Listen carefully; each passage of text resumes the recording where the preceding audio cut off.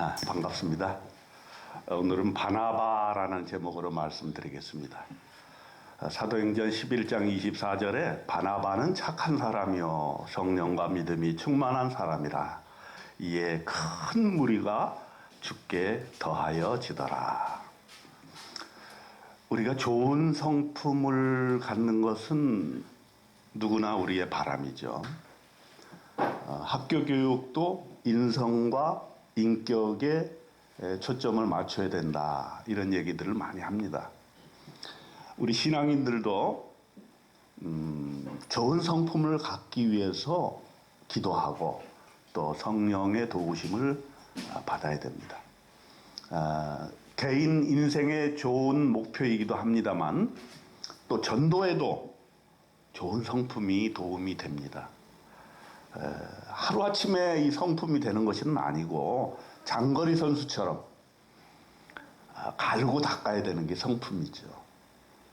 그래서 우리 교회 새벽 기도회 때 여러분들이 쭉 보시면 알겠지만 사도행전에 나타난 그 인물들을 좀 쭉 보고 있죠. 그 중에 오늘은 바나바를 살펴보려고 합니다. 대단히 유명한 사람은 아니에요, 바나바가. 그런데 초대교회에 없어서는 안 될 그런 인물입니다. 선교, 목회, 전도, 여기에 한 몫을 단단히 한 사람이다 하는 것이죠. 그래서 제가 바나바를 공부하면서 바나바의 성품을 좀 본받고 싶다 하는 생각이 들었고, 또 여러분들과 함께 나누면서 여러분들도 이러한 바나바의 성품에 목표를 두고 한번 좋은 점을 닮아봐야 되겠다, 이런 생각이 들면 좋겠다 하는 생각에서 이 설교를 준비를 했습니다. 첫 번째로 생각해야 될 것은 오늘 본문에 나오죠. 바나바는 착한 사람이었다. 야, 이거 얼마나 좋은 사람이면 성경에 바나바는 착한 사람이었다, 이렇게 단호하게 한마디로 얘기를 했을까 하는 것입니다. 우리는 지금 경쟁사회에 살고 있기 때문에 착하게 사는 것에 대해서 너무 우습게 생각하는 경향이 있어요. 착하게 살면 손해본다. 그래서 독하게 살아야 된다. 악하게 살아야 된다. 이렇게 생각하는 경향이 있어요. 사실 실제적으로 착하게 살면 손해보는 경향이 있는 건 사실이죠. 여러분 안 그래요? 착하게 사는 사람들 이렇게 보면은 손해봐요. 그런데 이건 세상의 논리예요. 세상은 강하고 독하고 싸워가면서 살아야 된다, 이렇게 얘기하지만 우리 그리스도인들은 성경에서 착하게 살아야 된다. 그래서 그리스도인의 성품의 기초는 착한 사람입니다. 우리는 예수 믿고 착한 사람이 돼야 돼요. 거기에 성령 충만과 믿음 충만이 더하면 얼마나 좋겠습니까? 바나바는 착한 사람이요 성령과 믿음이 충만한 사람이다 그랬어요. 그러니까 착한 기본이 있는데 거기에 성령이 또 충만하고 믿음이 충만해가지고 이렇게 살아나가니까 참으로 그가 가는 곳 어디든지 도움이 되는 그런 측면이 있었다는 것이죠.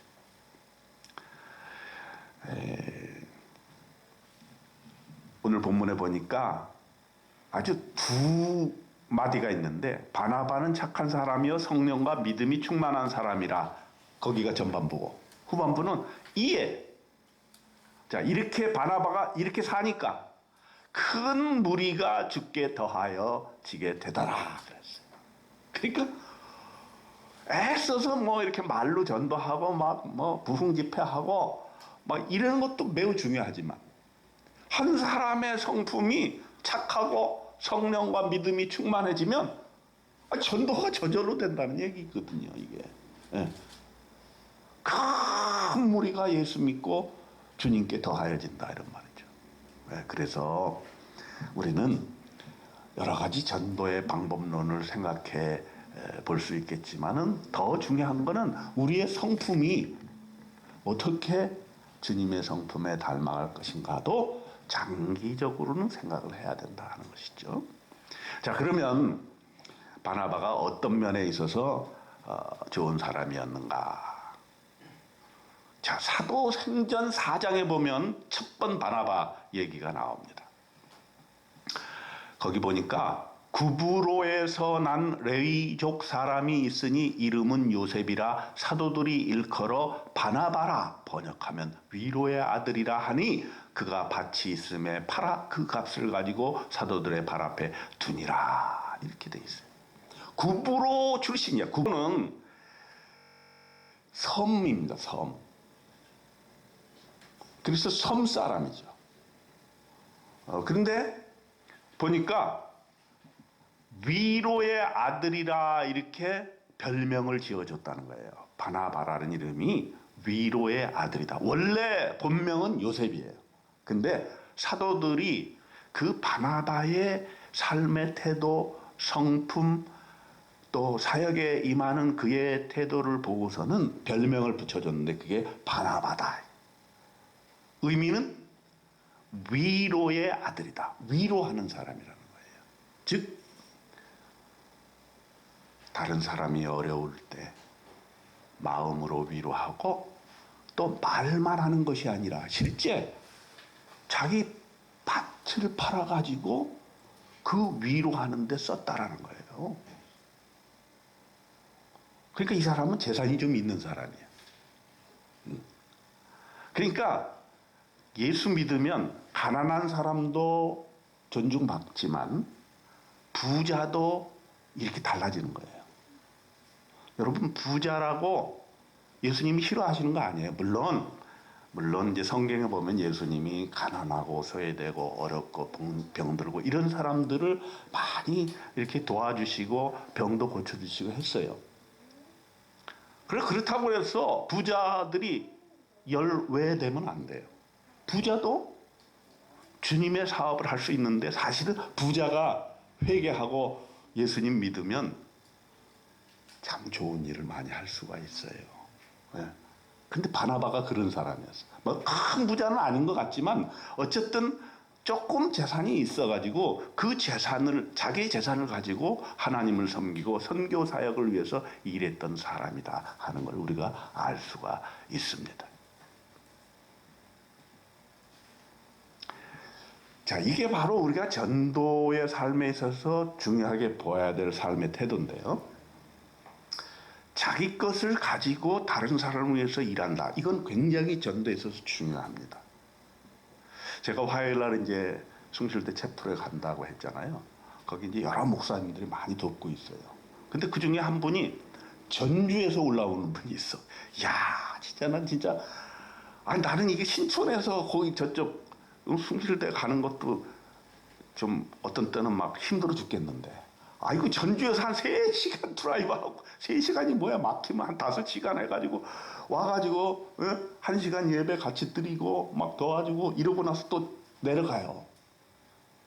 근데 이 목사님은 올 때마다 뭘 가지고 와. 뭘 가져오냐면 젊은 대학생들이 좋아하는 초콜릿. 그냥 하나씩 나눠주면 그렇게 좋아해. 근데 그거 자기 주머니 털어서 하는 거야. 누가 돈 주는 사람 없어. 그냥 아니 우리 목사님들이 뭐 지금 대학에 가서 전도하는데 누구 돈 받아가지고 합니까? 그렇지 않잖아요. 자기 주머니 털어가지고 하는 거야. 그래가지고 첫날에는 초콜릿을 맛있게 얻어 먹었어요. 그래서 신나게 성경 공부도 하고 막 대화하고 이렇게 하는데.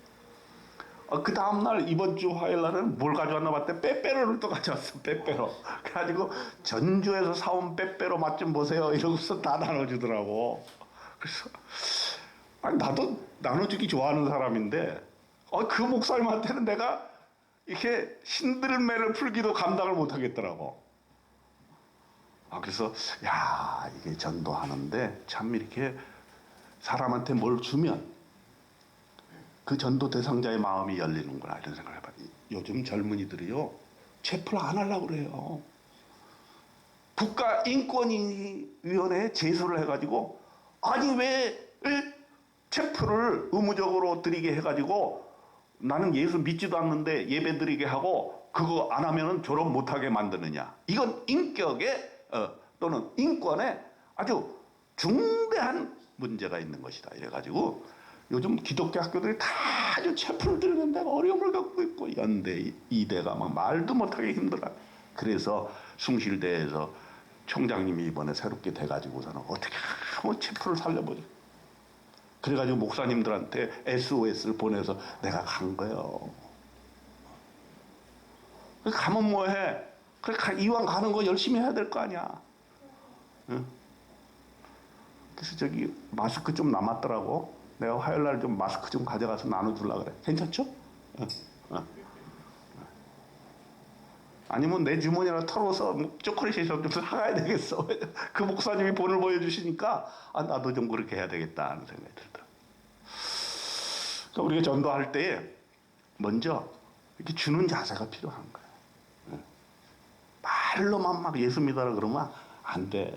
그냥 평소에 잘 섬겨야 돼. 막 커피도 사주고 이렇게 밥도 사주고 뭐 선물이라도 좀 주고 막 이렇게 해서 자꾸 마음을 구슬러 놔야지. 그럼 미안해서라도 온다 이런 말이야. 미안해서라도 뭐 대단하게 예수 믿고 뭐 성령 충만하고 이런 거 기대하지 마. 그냥 미안해서 오다가 보면 하나님한테 걸려들게 되는 게 전도야. 그러니까 자기가 할 수 있는 걸 해. 뭐 대단해. 내가 뭐 방언을 해가지고서는 이 사람을 감동을 시켜야 되겠다. 뭐 이렇게 하지 말고 그렇게 할 수 있는 건 하고 내가 할 수 있는 걸 하란 말이죠. 그 제가 미국에서 공부할 때 추수감사절이 되면은 외로워요. 그래서 여기 있는 외국인들도 항상 명절 때 우리가 행사를 하잖아요.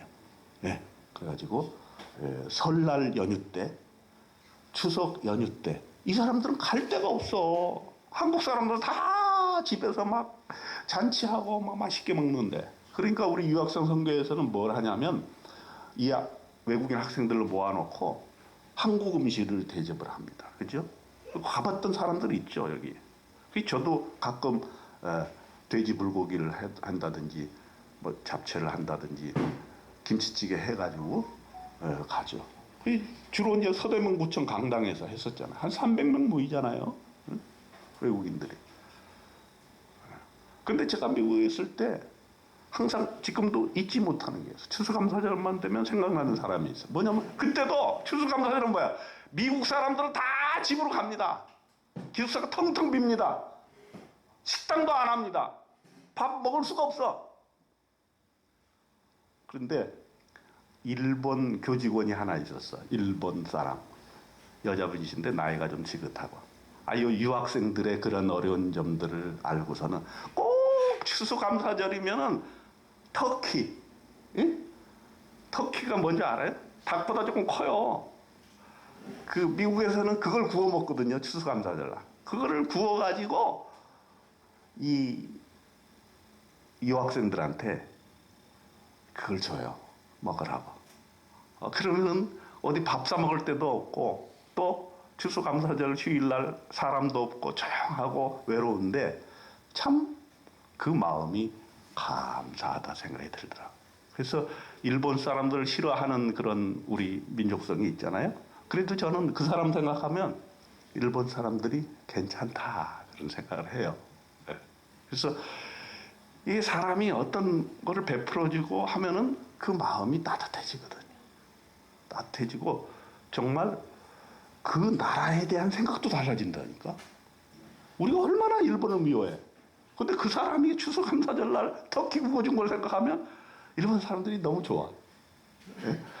그렇듯이 우리가 나의 것을 가지고 하나님의 사역에 쓰임을 받는다라고 하는 거. 굉장히 아름답고 좋은 것인데 이 바나바는 아주 애초부터 그런 본을 보였다는 것이고 사도들이 그걸 귀하게 여긴 거죠. 이 바나바는 품성이 다른 사람을 섬길 줄을 알고 이 선교 사역을 보필할 줄 아는 사람이구나. 이렇게 해서 별명을 위로의 아들 이렇게 붙여줬던 것입니다. 두 번째, 바나바는 대인관계가 좋은 사람이었다 이런 생각이 들어요. 여러분, 대인관계가 좋아야 성공한다 그런 얘기는 많이 들었죠, 사회생활 할 때. 근데 그리스도인에게도 대인관계가 매우 중요합니다. 특별히 전도할 때 대인관계가 좋아야 돼요. 예를 들어서 사이가 나쁜 사람을 전도하면 그게 되겠습니까? 네가 믿는 예수 나는 안 믿겠다 이렇게 되면 안 되잖아요.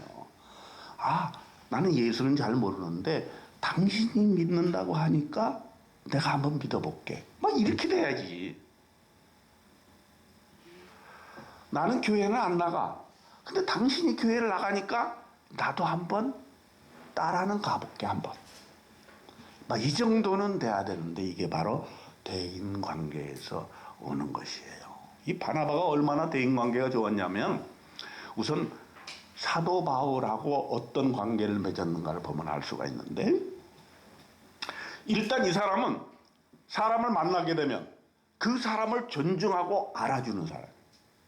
여러분, 제가 새벽 기도할 때마다 그렇게 기도하죠. 오늘 우리가 만나는 모든 사람을 예수님처럼 대하게 하시고 그가 좋은 점 생각나게 하시고 또 그분이 살아나게 하시고 그분의 미래를 보게 하시고. 이 바나바는 정말 그런 사람이었어요. 사도 바울이 처음에는 어떻게 했어요? 기독교를 박해했습니다. 그래가지고 사람을 다 잡아 죽이고 이랬는데 갑자기 예수님께서 길을 가는데 임재를 하신 거야. 네가 박해하는 나 예수다. 거기서는 그런 신앙적인 체험을 하게 된 거예요. 예수님 만나가지고 사람이 완전 회심을 한 거예요. 그래가지고 이제는 뭔가 좀 주님을 위해서 일하고 싶은데 알아주는 사람이 없어. 알아주는 사람. 왜냐하면 그 사람의 어떤 선입견이 있어가지고 저 바울은 옛날에 예수 믿는 사람 잡아 죽이던 사람이다 이래가지고서는 아무도 안 만나고 막 피해 다니는 거야. 피해 다니는 거야. 그러니 어떻게 선교를 해요? 그때 바나바가 등장을 한 거예요. 바나바가 사도 바울 손을 잡고 사도들에게 갑니다. 가가지고 지점을 설명을 해줘요. 바울이 옛날에는 그렇게 예수 믿는 사람 박해했던 사람입니다. 그런데 예수 믿고 구원받은 다음에 주님을 위해서 일하고 싶어서 사도들을 좀 만나보고 싶어 합니다. 이 사도들이 가만히 보니까 이 바울은 믿지는 못해도 바나바가 소개를 한다는 것에 대해서 신뢰를 한 거예요. 그러니까 누가 소개를 하느냐 이게 굉장히 중요한 거예요. 여러분, 소개해 줄 때가 많죠. 여러분 직장도 소개해 주고 야 여기 가서 일해봐라, 여기 자리 있다더라. 그러면 그 소개해 주는 사람이 책임을 져야 돼. 그렇게 쉬운 일은 아니잖아요. 그거를 그 사람을 받아들이는 거는 소개해 주는 사람을 신뢰하기 때문에 그 사람 보고 그 사람 자기 직장에서 일하게 만드는 거예요. 근데 그 소개받은 사람이 가서 깽판 치면 안 되지. 그러면 내가 이제 앞으로는 소개를 못 해. 그렇게 되는 거예요. 근데 바나바가 그러한 그 위험성에도 불구하고 이 사도 바울이 또 획가닥 해가지고 그리스도는 또 박해하고 그러면 어떻게 할까? 그런 마음이 왜 없었겠어요? 그러나 사도 바울을 믿은 거죠. 그리고 그를 일하게 만든 거죠. 사도에게 소개를 시켜준 거죠. 와, 여러분 이거 참 중요합니다. 여러분, 우리가 대인관계 맺을 때 여러분을 인정해 주는 사람이 좋습니까? 여러분을 무시하는 사람이 좋습니까? 인정해주는 사람이 좋죠. 그냥 나를 알기를 개똥으로 알고 무시하고 그러는 사람 여러분 싫잖아요. 근데 나를 알아줘. 나는 뭐 그렇게 뭐 대단한 사람 아닌 것 같은데 그저 나만 만나면 야, 너는 앞으로 크게 될 사람이야. 우리가 어린아이들한테 그래야 돼요. 너는 앞으로 큰 인물이 될 사람이야. 미래를 내다보는 거죠. 어린아이가 아무것도 지금 없지만 너는 앞으로 크게 될 인물이야. 우리가 사람한테 그 사람을 인정해주고 존중해주고 그 사람의 가치를 더 받들어 주어질 때 그 사람이 자기를 좋아하게 되는 거죠. 그래서 여러분들은 상대를 존중하고 사랑하고 그 가치를 인정해 주시기를 바랍니다. 그러면 복음을 전할 기회가 문이 열려지게 되는 것입니다. 사도행전 9장 26절에 보면 사울이 예루살렘에 가서 제자들을 사귀고자 하나 다 두려워하여 그가 제자됨을 믿지 아니하였다 그랬습니다. 9장 27절에 보면 바나바가 바울을 데리고 사도들에게 가서 그가 길에서 어떻게 주를 보았는지와 주께서 그에게 말씀하신 일과 다메섹에서 그가 어떻게 예수의 이름으로 담대히 말하였는지를 전한지라 그랬습니다. 그래서 이렇게 사람을 만날 때 그 사람을 인정해주고 그 사람의 가지고 있는 가치를 아주 극대화하는 그런 대인관계를 맺으면 반드시 그게 돌아옵니다. 여러분 바나바에게서 보니까 바울을 그렇게 인정해 줌으로써 사실 바울을 살아나게 만든 거죠. 예. 자, 그 다음에는 그냥 그 소개하는데 그친 게 아니에요. 이 사람은 바울과 함께 동역을 합니다. 어떻게든 이 사람이 가지고 있는 능력을 또 달란트를 가지고 10분 발휘할 수 있도록 도와줍니다. 그래서 사도행전 11장 26절에 보면은 바나바가 사울을 찾으러 다소에 가서 만남에 다소에서 찌그러져 있던 거야, 바울이. 예수 믿고 구원은 받았는데 할 일이 없는 거야. 일을 해보려고 그래도 사람이 인정을 안 해줘. 기회를 안 줘. 그런데 바나바가 사울을 찾으러 다소에 가서 만나서 안디옥에 데려옵니다. 그래가지고 안디옥 교회에서 같이 목회를 합니다. 1년 동안. 그래가지고 큰 무리를 가르쳤어요. 제자들이 안디옥에서 비로소 그리스도인이라 일컬음을 받게 되었더라. 초대 기독교인들이 처음에는 세상 사람들이 다 이상하게 생각했어요. 이단인 줄 알았어요. 저거는 이상한 종교다. 이렇게 얘기를 했어요. 왜냐하면 예수님의 피, 오늘도 성찬식 할 거지만 예수님의 피를 먹으면서 이것이 내 피니 마시라. 그러니까 야, 저거 피를 먹는 이상한 종교다. 떡을 떼면서 이것은 내 몸이다. 나를 기억하라. 그러니까 저거 막 몸도 먹어. 아니 몸과 피를 먹는 종교 이건 이단이고 정말 이상한 종교다. 이렇게 이미지가 됐던 것이죠. 그런데 이 바나바가 안디옥에서 목회를 하면서 많은 사람들을 돕고 세상 사람들에게 기독교의 그 놀라운 점들을 보여주게 되니까 그때부터 인정을 하기 시작한 거야. 그리스도인이다 라고 공식적으로 인정을 하게 된 게 안디옥 교회에서 바나바와 바울이 목회를 하면서 세상적인 공식적인 인정을 받게 된 것이 바로 바나바의 역할이었다. 이렇게 볼 수가 있는 것입니다. 그래서 우리가 주의 일을 할 때에 혼자서 일하기보다는 함께 일하는 것이 중요하다. 바나바가 그런 모습을 보여줬다. 사도 바울이 아주 독특해요. 사실은 개성이 강하고요. 똑똑은 하지만 아주 다른 사람을 이렇게 말하자면 나쁘게 말하면 멸시하는 그런 게 있어요. 왜냐면 자기가 똑똑하니까. 이 똑똑한 사람의 특징이 있거든요. 맨날 자기만 우월하다고 생각하고요. 다른 사람이 뭐 하는 거는요, 아주 우습게 여기는 경향이 있어요. 바울이 그런 게 조금 있었거든요.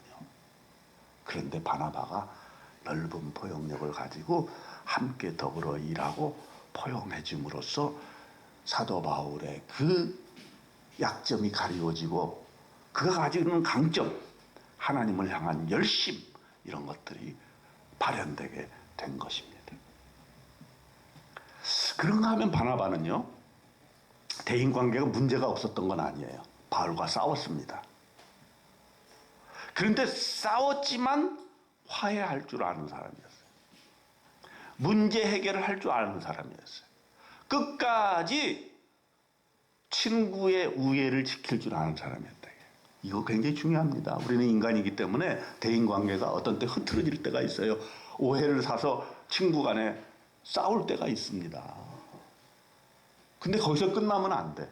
그걸 회복하는 능력이 있어야 되는데 그게 바나바가 있었다는 거죠. 그것도 우리가 굉장히 본받아야 될 점인데, 자, 여러 번 싸웠는데 가장 크게 싸운 거는 언제 땐가 하면 마가 때문에 싸웠어요.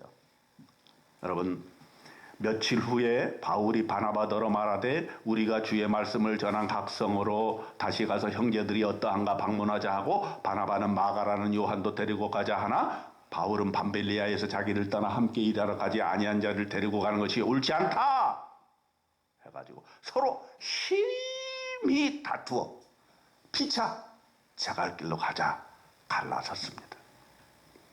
그래서 바나바는 마가를 데리고 배 타고 구브로로 가고, 바울은 신라를 택한 후에 형제들에게 주의 은혜의 부탁을 받고 수리아와 길리기아로 다니, 완전히 선교의 방향이 달라져 버린 거예요. 1차 때만 해도 함께 선교를 했는데 2차 때 떠나면서 마가 때문에 싸움이 나가지고 둘 다 다른 길로 가버린 거예요.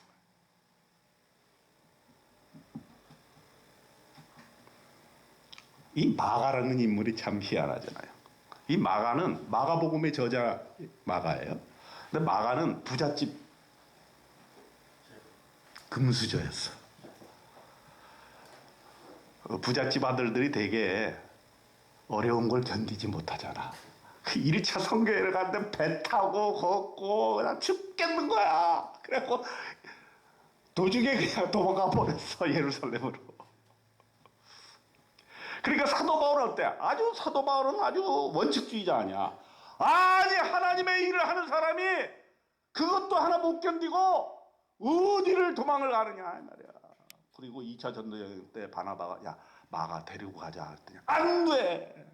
그런 놈 내가 데려갈 수 없어. 응? 데려가려면 나랑 헤어져. 바울이 이렇게 강한 사람입니다. 이게 강하니까 뭔가 이루긴 하는데 이 선교 현장에서 다툼이 이렇게 일어나면요, 은혜 떨어지고요, 복음이 전파되기 힘듭니다. 그런데 바나바가 꾹 참아요. 꾹 참고 마가를 버리지 않습니다. 끝까지 마가를 신뢰합니다. 도망갔지만, 견딜 인내가 없지만, 네가 부잣집에서 고생을 좀 덜 했기 때문에 그런 거다. 내가 그거를 좀 도와줘야지. 누가 도와주겠느냐. 그리고 끝까지 마가를 지킵니다. 그러니까 마가가 어떻게 됐어요? 나중에 다시 돌아와서 마가복음도 쓰고, 마가복음을 쓰니까 어떻게 돼? 마태, 누가, 요한복음이 마가복음을 기차로 해서 생긴 거예요. 그게. 그리고 초대교회가 어디서 생겼어요? 마가의 다락방에서 생긴 거야, 초대교회가. 그 부잣집이니까 그 부잣집 다락방이 얼마나 큰지 120문 들어가서 거기서 기도하다가 성령 받고 교회가 거기서 생긴 거 아니야. 어디 다른 데 가난한 집에 가서 어디 가서 교회를 생기겠어. 마가 같은 사람이 부자면서도 집을 내놓을 줄 알고 공간을 제공할 줄 알고 그거 120명 먹이려고 생각해봐. 그거 누가 다 먹였어? 며칠 예배드리고 며칠 성령 기다리고 며칠 부흥회를 했는데 그거 누가 다 해? 그럼 마가가 다 감당한 거 아니야. 그러니까 바울 같은 성격으로 마가를 차고, 그래서 스멜 초대교회는 이건 될 수가 없는 거야. 바나바처럼 그래도 내 식구다. 그래도 이거 나중에 큰일 할 거다. 이러면서 그를 부둥켜 안고 나갔을 때에 초대교회가 바로 설 수 있었던 거지. 그래서 결국에는 바울하고도 화해를 시켜줍니다. 그래서 나중에 바울이 나이 많이 들었을 때 죽을 때가 가까우니까 자기도 마가한테 미안한 거야. 바나바한테도 미안한 거야. 내가 그때는 젊은 혈기에 또 복음을 전파한다는 그런 선교 사역만 쳐다보다가 마가를 잃어버릴 뻔했다. 그리고선 골로새서 4장 9절에 나와 함께 갇힌 아리스타고와 바나바의 생질 마가, 이 마가에 대해 너희가 명을 받았음에 그가 이르거든 영접하라. 이렇게 마가를 부둥켜 안는 그런 바울의 모습을 보게 됩니다. 여러분, 대인관계에서 포용이 이깁니다. 끝까지 믿어주면 갑니다. 끝까지 갑니다. 현재 좀 부족함이 있고 현재 좀 어려움이 있고 조금 싸움이 있었더라도 거기서 포기하면 안 되고 우리는 회복해야 돼. 화해해야 돼. 왜냐하면은 하나님의 나라, 하나님의 복음 전파를 위해서 우리가 서로 부족하다는 걸 인정하고 그 함께 가야 됩니다. 그래서 우리도 바나바처럼 포용하는 사람이 됩시다. 현재의 부족함만을 보지 말고 미래에 이 사람이 이룰 결실, 하나님께서 사용하신다는 것을 내다보면서 이 사람의 부족한 것도 인정해 주고 포용해 주고 품어 주고 함께 가자 하는 것이죠.